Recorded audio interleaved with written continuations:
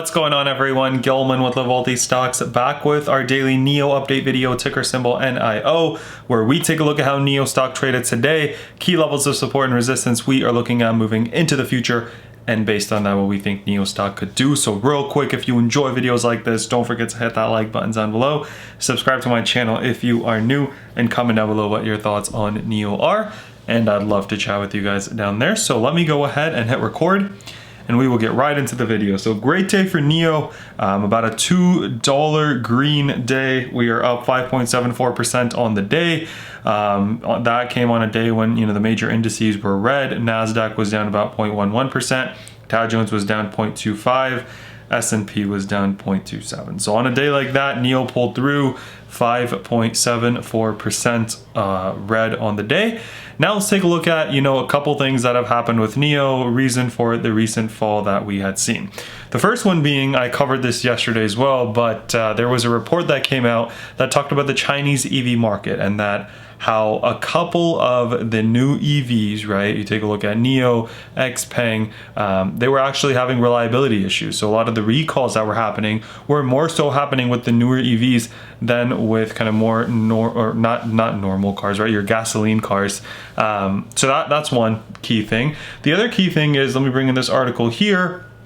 There was a chip shortage that was really impacting cars. So I covered this yesterday as well, but NIO actually had to stop production for 5 days, to deal with this chip shortage. I struggled with this yesterday too. Chip shortage issue.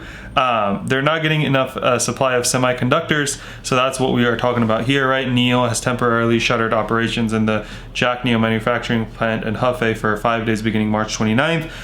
So that's what we're talking about. So first quarter 2021 is definitely going to be impacted by it, but more so than that, March sales are going to be impacted by it. The number of cars that they are able to deliver, right? The reason being, if they can't produce car for 5 days out of the month, which is a sixth of the month, right? They're not going to be able to, produce and sell that many cars. So what they're anticipating now is 19,500 cars in the March end quarter versus the original guidance of 20,000 to 20,500. So about a $500 to $1,000 car reduction in the number of cars that they were able to produce and sell. So that's what we're talking about here, you guys. Shares have been down, and things are not looking too great. Things have not looked too great for NIO. So let's take a look at the stock, and we'll see what we see. So this candle today is actually pretty similar to the one we had on Thursday of last week. So hopefully, we can continue this and don't see another kind of fall down, if you will. So let's take a look at how it traded today. We'll talk about key levels of support, key levels of resistance. So opened up pretty flat here in the 35s, and right out of the gate we ran, right? So 34.61 ran, broke above the 35.82 level, bounced, and then really pushed up. And then from that point on, it was trading between the $37 and in the 37s pretty much, and then ended the day pretty much in the middle. So things that I liked about today, right? We made higher high. We also made a higher low. Things that I also liked were that we closed pretty darn close to high of day, in the 37.50s, and then we also closed above VWAP. So that was all great to see. Now let's take a look at our daily chart and we'll see what we see.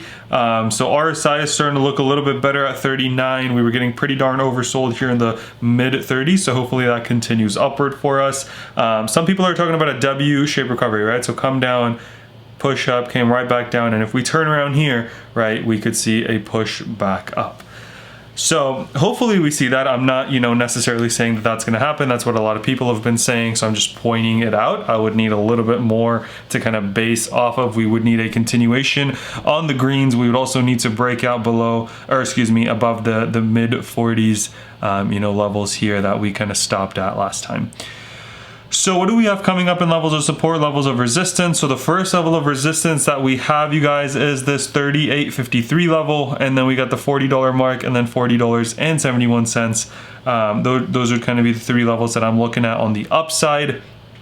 On the downside, looking at 35.81, and then we've got, you know, these kind of lines here, so 34.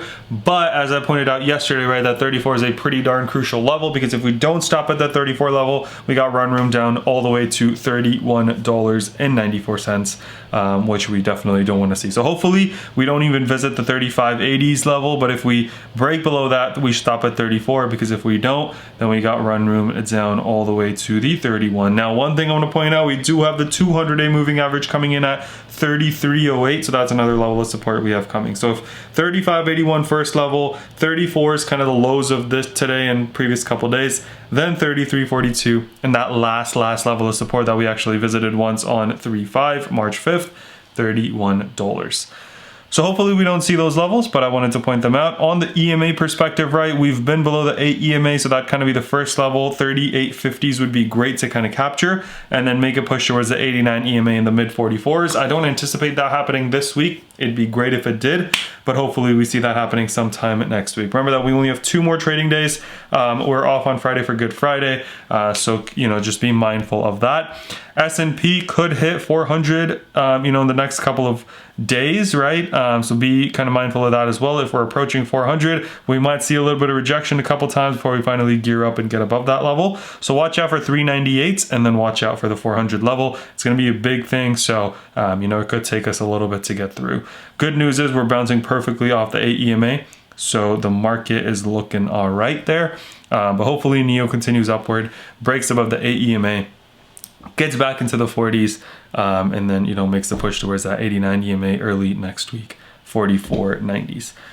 That's all I had for you guys today. Hope you guys enjoyed. If you did, don't forget to drop a like, subscribe to my channel, comment down below what your thoughts on NIO are, and I'd love to chat with you guys down there. Let's remember to be a bit better every single day, and until next time.